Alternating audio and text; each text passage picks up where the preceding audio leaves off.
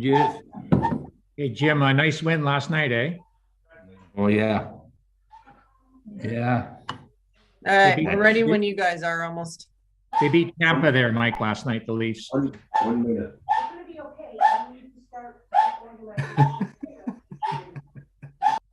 I'm hearing a lot of that. We're dog sitting.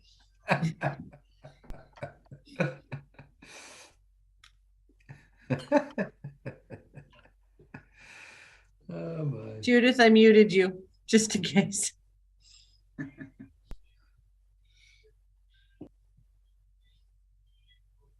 It's that young guy down the street that wants to sever a lot. I said to him, it's okay. You can go phone them after the new year. And then they said you could probably start planning. It'll take you a while. All right, we're ready. Good morning, everyone. I'd like to call the meeting to order. We'll have a moment of reflection, please.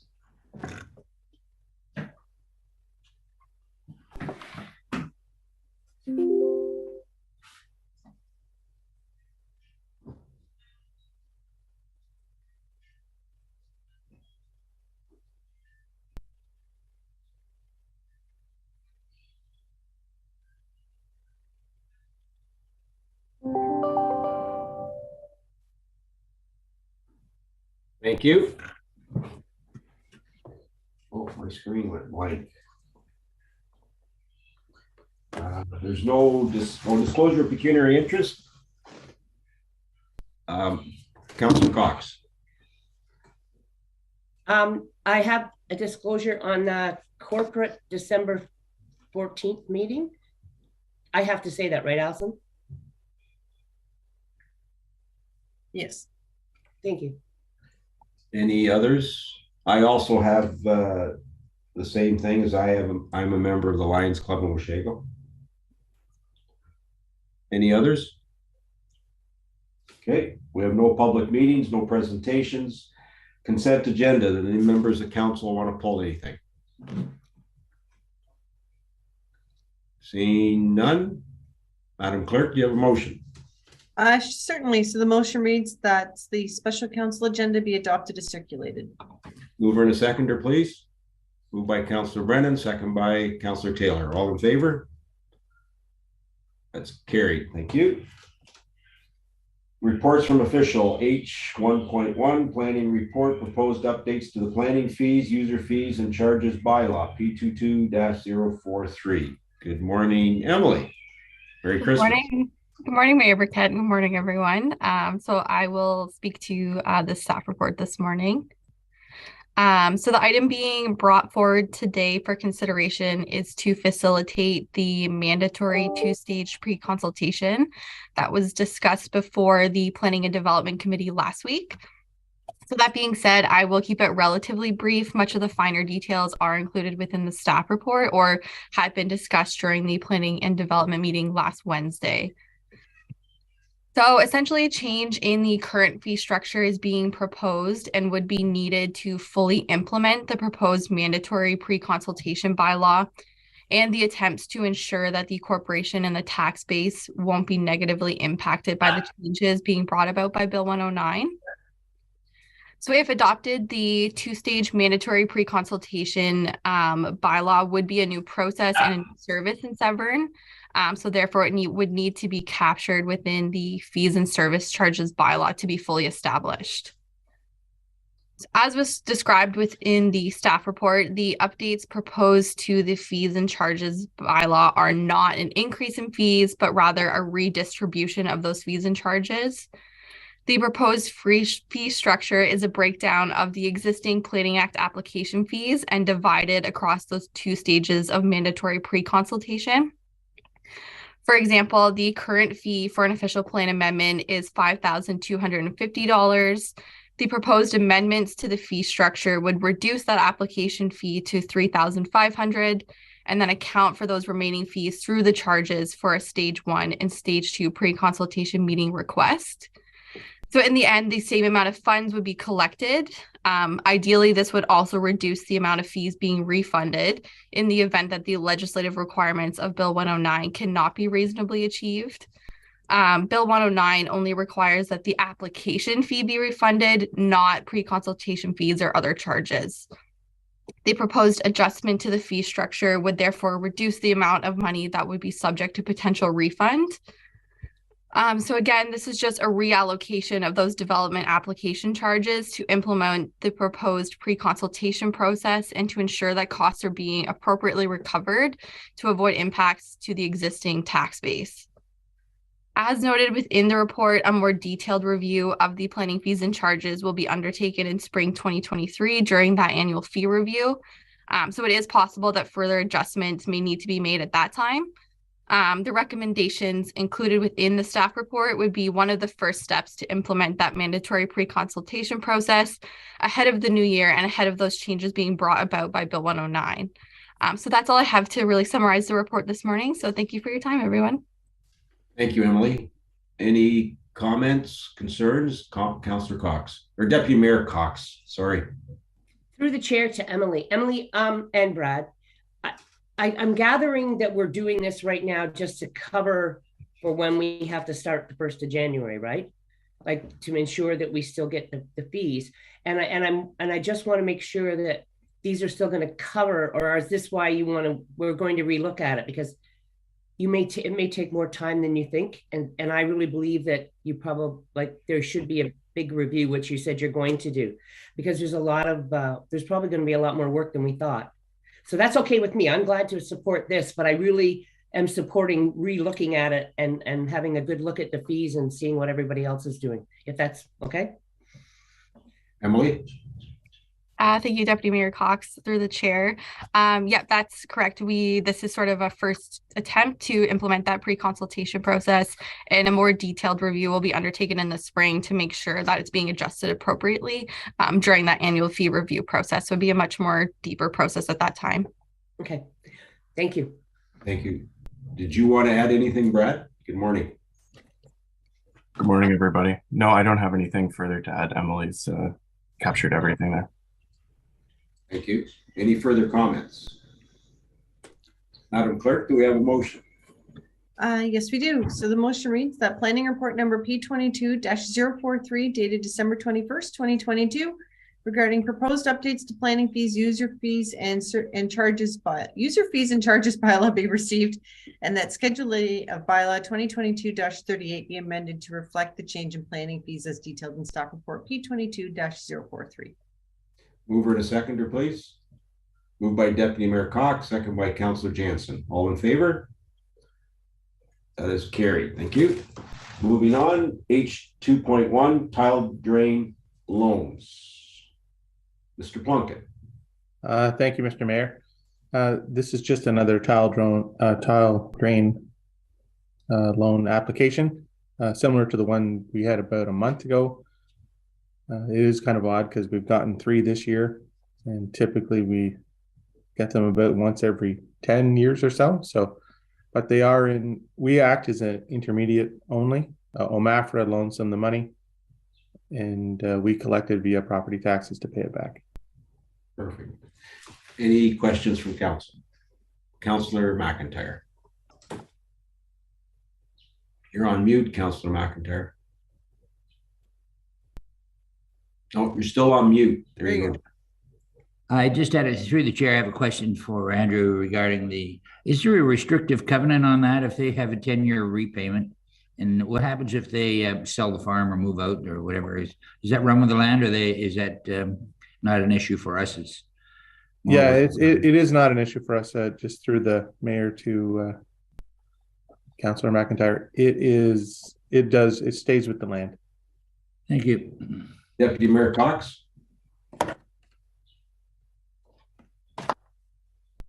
Through the chair to Andrew. Andrew, does that $300 actually cover anything?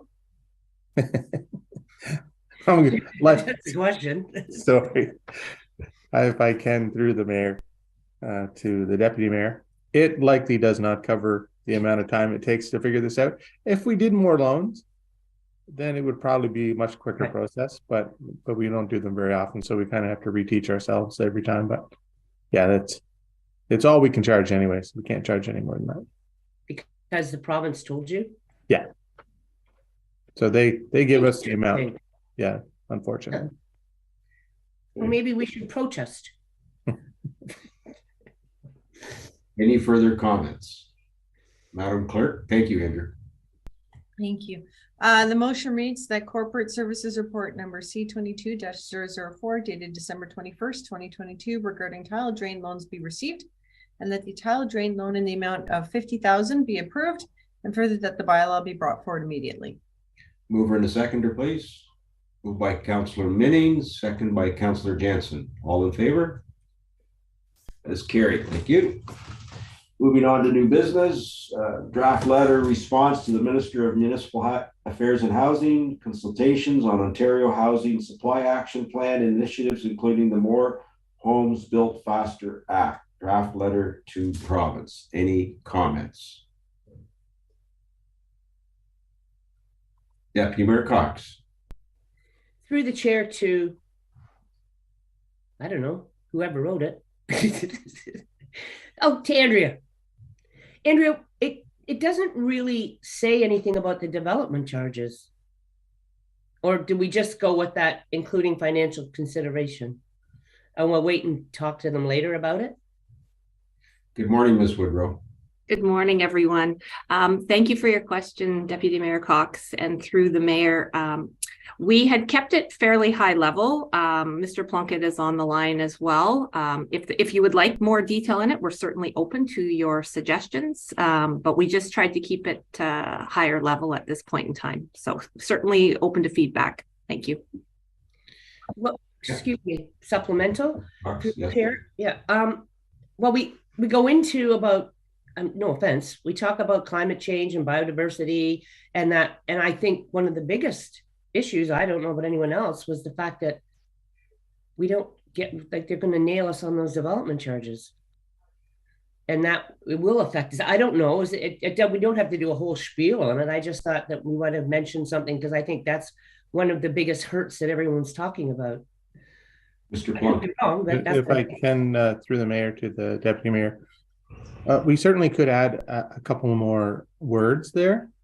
We did outline the fact that we are now paying for growth instead of developers, and that is what DCs are. But I do see the point there is maybe the word development charges could be included in there, so it's maybe a little more specific that we're mentioning development charges. I think it's implied, and they will know, but we certainly could mention development charges specifically in that line. Yeah, that one where the impact of these changes creates. I mean, it says there development, but typically paid for growth. I just wonder maybe if we stick a little. I mean, it's not my business, but I just thought that I would really like them to understand that that's a big hit for us. No, certainly. I'm sure they could, but I don't know what anybody else I think they will know, but we can certainly add all we got to do is add a short description of the fact that development charges will now be, they won't be paid by the developer, right? Or they'll be limited the amount they now have to pay in the future. We can say that pretty quickly, I think, in just a couple of words, just to mention development charges, because even though we've implied it, we haven't specifically said development charges. I don't know. What does everybody else think? I just thought that was a big one for me. Councillor Brennan. Through the mayor to Andrea. Yeah, I myself, I'm not that worried about the development charges thing because it's the one thing where the municipalities have mounted a pretty strong attack, and it's not one that's going to easily slide by the provincial government. I just wanted to compliment the authors of this document from my point of view. I do like this very specific mention of areas that are very much in danger, and the high level of it, the climate change, rural shoreline areas, and biodiversity. I just tip my hat. Thank you. Well done. Any further comments? Did you, Deputy Mayor Cox, go ahead. Sorry, I didn't mean to infer that they hadn't. I think it's excellent. It's just that I didn't see that word in there and I just didn't know. It's up to the staff, I get it, but I just thought that it might be a little impact there.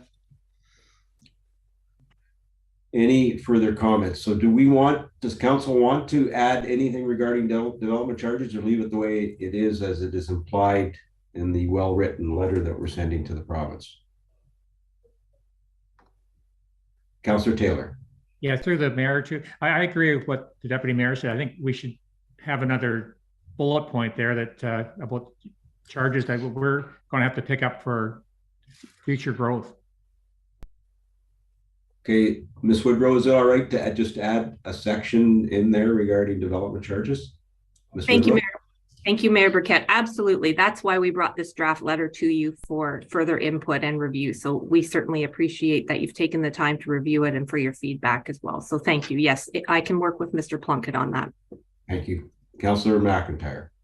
Yeah, thank you. Through the chair, are we being assertive enough on this? I love the letter. It's well written. It's it just as Councillor Brennan said, just about every point. But are we being kind of just a little milky on this? Shouldn't we be a little more firm?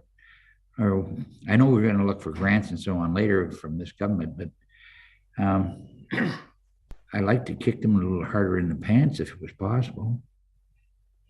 Anybody's thoughts? Madam CAO. Thank you. I think I hear what you're saying, but we do our best to be cooperative rather than kicking them in the pants, because we don't find a lot of success with that approach. So we were just pointing out very factually what the issues were, but without a lot of kicking, and that was deliberate. Well, supplemental through the chair. I wasn't trying to make any kind of an upset here. I really do think the draft is marvelously constructed. I just it's annoying to me that it's even taken place, but thanks. That'll satisfy me for the moment. Thank you. Ms. Woodrow. Thank you, Mayor Burkett. Through you to Councillor McIntyre. Just the very last paragraph, we do put them on notice that they'll be still continuing to hear from us as they continue to release information. So, you know, we're not going away. Perfect. Any further comments? Okay, very well done, Andrew and Andrea. Thank you very much. Madam Clerk, do you have a motion? I do. It's that the draft letter of response regarding consultations on Ontario Housing Supply Action Plan initiatives, including the More Homes Built Faster Act 2022, be approved as amended, and that the letter be submitted to the Minister of Municipal Affairs and Housing. Mover in a sec. Oh, Deputy Mayor Cox. I'm sorry, I had a note on this. Should it go to AMO? Sure. Just so they know that we've made sent our concerns in, because it may help if everybody does it to them. Thank you. Okay. Any further comments? Okay. Do I have a mover and a seconder, please? Moved by Councillor Brennan, second by Councillor Jansen. All in favor? That is carried. Thank you. Moving on, general bylaws, Madam Clerk. Thank you, Your Worship. We will have two motions in here. One is because we just have a third reading to do on the first one, and then the rest will be the normal consent motion. So the first one is that bylaw number 2022-46 be read a third time and finally passed. Mover and a seconder, please. Moved by Councillor Brennan, second by Councillor Taylor. All in favor? That is carried. Madam Clerk. Thank you. And the next motion read that bylaws number 2022-70 to 2022-77 inclusive be and are hereby read a first, second, third time and finally passed. Mover and a seconder, please. Moved by Councillor McIntyre, second by Councillor Jansen. All in favor? That is carried. Thank you. Any announcements? No announcements. A no closed session. Confirmation bylaw, Madam Clerk. Thank you. Motion reads that bylaw number 2022-78 be and is hereby read a first, second, third time and finally passed. Mover and a seconder, please. Moved by Deputy Mayor Cox, second by Councillor Jansen. All in favor? That is carried. Adjournment, Madam Clerk. Thank you. That this meeting be and is hereby now adjourned at 9:18 a.m. Mover and a seconder, please. Moved by Councillor Taylor, second by Councillor Minnings. All in favor? That is carried. Merry Christmas, everyone. I hope everyone has a safe holiday. Thank you very much, everyone, for